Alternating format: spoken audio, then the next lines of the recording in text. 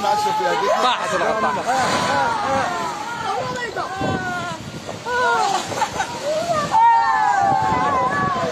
السلام عليكم، ديما معكم الجوكر الباركة التفاهة وقلة الأدب.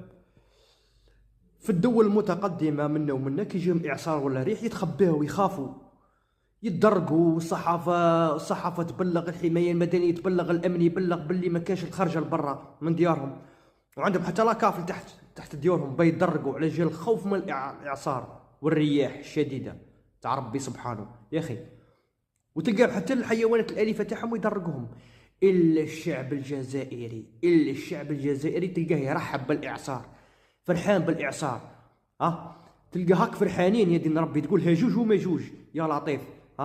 ما نفع فيهم لا إعصار لا ريح لا زنزل، ما ينفع فيكم والو يا ربكم. كيما هذه النخلة هذه، عينيكم اللي حبطوها، عينيكم مش الريح اللي حبطتها. قاعدين تعسوا في النخلة وقتها تطيح على دار السيد، هاي طاحت. برد قلوبكم درك، فرحتوا درك. قولوا.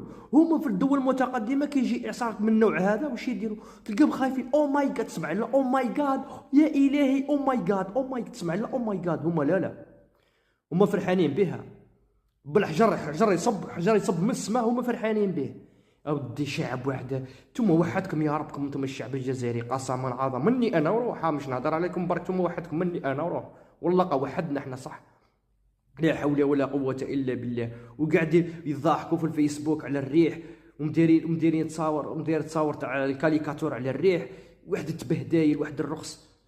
كون جيتوا تعرفوا هذاك وربي قال لكم فيقوا يا عباد، فيقوا يا عباد، لا نديكم في رمشة من العين. فيق يا بريق، سمعتوا؟ لا حول ولا قوة إلا بالله. وما تنسوناش تبارطاجيو من الفيديو هذا الماكسيموم يا جماعة. والسلام عليكم ورحمة الله. اخي شعب يا اخي.